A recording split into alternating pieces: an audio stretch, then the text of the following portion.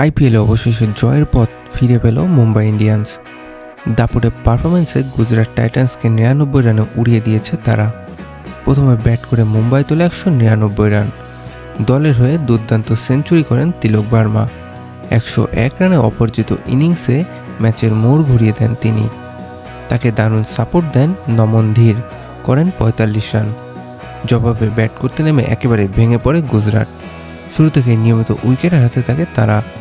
বল হাতে সবচেয়ে বড় চমক দেখান অশ্বিন কুমার। ২৪ রানে ৪ উইকেট নিয়ে একাই গুড়িয়ে দেন প্রতিপক্ষকে।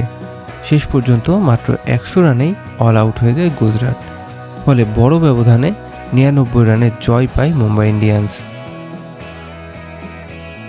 এবারের আইপিএলে দুর্দান্ত ফর্মে থাকা পাঞ্জাব কিংস এবার লখনৌ সুপার জায়ান্টসকেও ৫৪ রানে হারিয়ে পয়েন্ট টেবিলের শীর্ষে উঠে গেছে।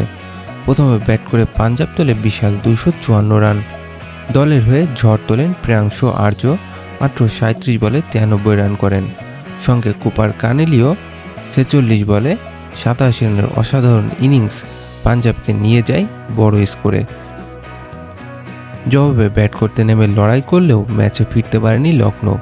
মিচেল মার্শ ৪০, আয়ুষ বাদেনি ৩৫, ঋষভ পান্ত ৪৩ এবং মাকরাম ৪২ রান করলেও ২০০ রানে থেমে যায় দলটি। শেষ পর্যন্ত ৫৪ রানে বড় জয় পায় পাঞ্জাব কিংস।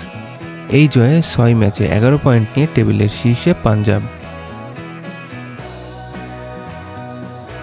অবশেষে জয়ের দেখা পেল কলকাতা নাইট রাইডার্স। টানটান ম্যাচে রাজস্থান রয়্যালসকে ৪ উইকেটে হারিয়ে প্রথম জয় তুলে নেয় কলকাতা। প্রথমে ব্যাট করে রাজস্থান তোলে ১৫৫ রান। এদিন বৈভব সূর্যবংশী ৪৬ রান করলেও বড় ইনিংসের রূপ দিতে পারেনি। অন্যদিকে বল হাতে দুর্দান্ত ছিল বরুণ চক্রবর্তী। তিনি একাই ভেঙে দেন রাজস্থানের ব্যাটিং লাইন আপ। জবাবে ব্যাট করতে নেমে শুরুতেই ধাক্কা খায় কেকেআর। ৮৫ রানে ৬ উইকেট হারিয়ে চাপে পড়ে দল, কিন্তু সেখান থেকেই ম্যাচ ঘুরিয়ে দেন রিঙ্কু সিং। শেষ ৯ ওভারে দরকার ছিল ৯ রান। রিঙ্কুর ব্যাট থেকে আসে ৪ ও ছক্কা। নাটকীয়ভাবে জয় নিশ্চিত করে কেকেআর। শেষ পর্যন্ত ৫৩ রানে অপরাজিত থেকে দলকে জয়ের বন্দরে পৌঁছে দেয় রিঙ্কু।